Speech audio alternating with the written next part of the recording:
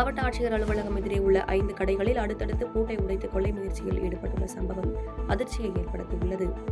வேலூர் மாவட்டம் சத்துவாச்சாரி பகுதியில் மாவட்ட ஆட்சியர் அலுவலகம் எதிரே செயல்பட்டு வரும் வணிக வளாகத்தில் உள்ள தனியார் உணவகம் மற்றும் 5 கடைகளில் பூட்டை உடைத்து திருட முயற்சித்திருப்பதைக் கண்டு கடை உரிமையாளர்கள் அதிர்ச்சியடைந்துள்ளனர். இதனையடுத்து சிசிடிவி காட்சியில் பதிவான காட்சிகளை கொண்டு சத்துவாச்சாரி காவல்துறையினர் வழக்கு பதிவு செய்து விசாரணை மேற்கொண்டு வருகின்றனர். ஓமலூர் தாலுகா அலுவலகத்தில் பட்டா வழங்க கோரி மாற்றுத்திறனாளிகள் குடியேறும் போராட்டத்தை தொடர்ந்து சாலை மறியல் போராட்டத்தில் ஈடுபட்டனர். சேலம் மாவட்டம் ஓமலூர் வட்டாரத்தில் 100க்கும் மேற்பட்ட மாற்றுத்திறனாளிகள் உள்ளனர். இவர்கள் இலவச வீட்டுமனை பட்டா கேட்டு ஓமலூர் தாலுகா அலுவலகத்தில் குடியேறும் போராட்டத்தில் ஈடுபட்டனர். இதையடுத்து சேலம் மேட்டூர் சாலையில் அமர்ந்து மறியல் போராட்டத்தில் ஈடுபட்டனர். பின்னர் தாசில்தார் 1 மாதத்தில் பட்டா கொடுக்க ஏற்பாடு செய்யப்படும் என்று கூறியதைத் தொடர்ந்து போராட்டம் நடத்தி இவர்கள் கலைந்து சென்றனர். காடையாம்பட்டி அருகே ஊராட்சி மன்ற தலைவரின் தாயை உருட்டுக்கட்டையால் தாக்கி சங்கிலியை பறித்து தப்பியவரை போலீசார் கைது செய்தனர். சேலம் மாவட்டம் காடையாம்பட்டியில் உள்ள பொம்மியம்பட்டி ஊராட்சி மன்ற தலைவராக சுரேஷ் என்பவரின் தாய் சரோஜா தனியாக வசித்து வந்துள்ளார். இந்நிலையில் வீட்டிற்கு வெளியே இருந்த சரோஜாவை மர்ம நபர் ஒருவர் கட்டையால் தாக்கி கழுத்தில் இருந்த 3 சவரன் தங்க சங்கிலியை பறித்து சென்றுள்ளார். இதுகுறித்து புகாரின் பேரில் தீவட்டிப்பட்டி போலீசார் வழக்கு பதிவு செய்து அதே பகுதியைச் சேர்ந்த திருடன் கோவிந்தராஜை கைது செய்தனர். தென்மேற்கு வங்கக்கடலில் உருவாகியுள்ள காற்றழுத்த தாழ்வு மண்டலம் ஆழ்ந்த காற்றழுத்த தாழ்வு மண்டலமாக வலுப்பெற்று உள்ளதால் திருவள்ளூர் சுற்றுவட்டார பகுதிகளில் மிதமான முதல் கனமழை பெய்து வருகிறது.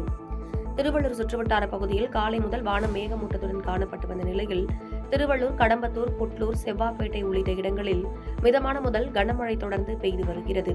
கனமழையால் ஆங்காங்கே தண்ணீர் தேங்கி நிற்பதால் வாகன ஓட்டிகள் சிரமத்திற்குள்ளாகியுள்ளனர்.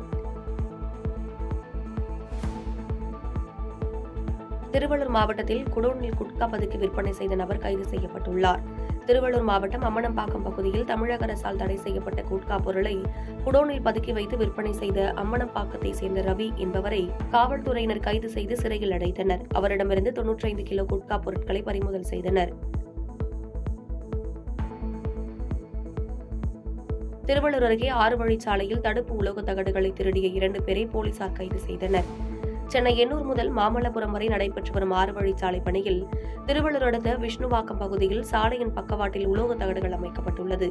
இந்த தகடுகள் திருடு போனதை அறிந்த காவல்துறையினர் சிசிடிவி கேமராக்களின் உதவியுடன் பேராத்தூர் பகுதியைச் சேர்ந்த விஜய், வாஞ்சிநாதன் ஆகிய 2 கைது செய்து சிறையில் அடைத்தனர். வேளச்சேரி பிரதான சாலையில் மரம் முறிந்து விழுந்ததால் கார் மற்றும் மின்கம்பம் சேதமடைந்தது. சென்னை வேளச்சேரி பிரதான சாலை தண்டீஸ்வரத்தில் சாலையோரம் இருந்த மரம் முறிந்து விழுந்ததால் மரத்திற்கடியில் கார் சிக்கிக் கொண்டது. மேலும் மரம் முறிந்ததால் அருகில் இருந்த மின்விளக்கு கம்பமும் முறிந்து விழுந்ததால் அப்பகுதியில் பரபரப்பை ஏற்படுத்தியுள்ளது. ஆண்டிப்பட்டி அருகே ஆடுகளை கடித்ததாக கூறி நாயை கொன்று அதனை வீடியோவாக எடுத்து சமூக வலைதளத்தில் வெளியிட்டுள்ளனர். தேனி மாவட்டம் ஆண்டிப்பட்டி அருகே உள்ள கடமலைக்குண்டு கிராமத்தில் காய்கறி வாரசந்தை வளாகத்தில் ஒரு நாயை சிலர் கட்டி தூக்கு போட்டு துடிக்க துடிக்க கொள்ளும் வீடியோ சமூக வலைதளங்களில் வைரலாக பரவி வருகிறது. கடமலைக்குண்டு சந்தை வளாக பகுதியில் அந்த நாய் ஆடுகளை தாக்கியதாகவும் அதற்கு அந்த நாயை தூக்கில் ஏற்றி கொல்லப்பட்டதாகவும் கூறப்படுகிறது. இந்த செயலை பார்த்த பொதுமக்கள் பெரும் அதிர்ச்சி அடைந்துள்ளனர்.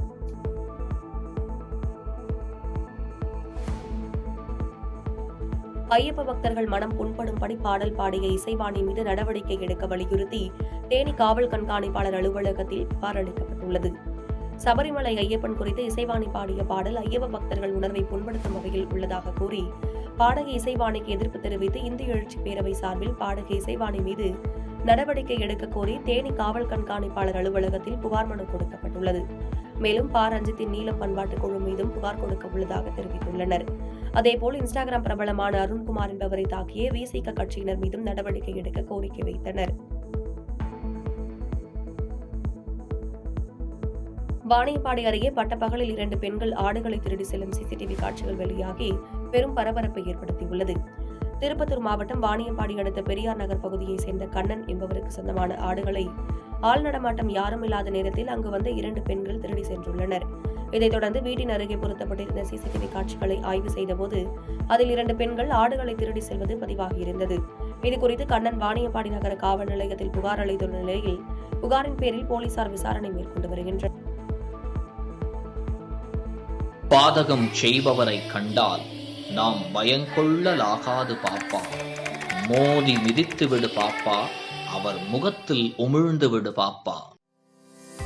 அண்மை செய்திகளை உடனுக்குடன் தெரிந்து கொள்ள இணைந்திருங்கள் இயம்நாடு தொலைக்காட்சியுடன்.